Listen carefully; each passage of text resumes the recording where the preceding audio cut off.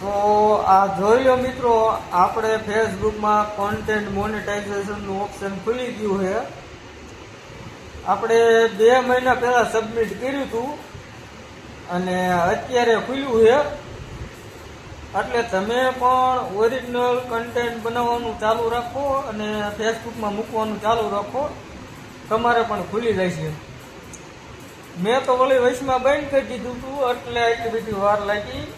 મેં એને એમ થયું કે આમથી આમ તો ખોલતું નથી ને હું ખાલી ખોટા વિડીયો મૂકવા, પણ ખુલે છે. પાછું મૂકવાનું ચાલુ કર્યું એટલે ખુલી ગયું અને ઘણા બધા મિત્રોને ખુલી ગયું છે.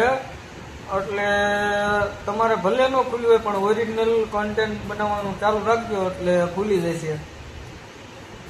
બસ વિડીયો મૂકવાનું બંધ ન કરતા અને ફેસબુક તમને જે ટાસ્ક આપે છે એ બધા પૂરા કરો એટલે તમારે પણ ખુલી જશે.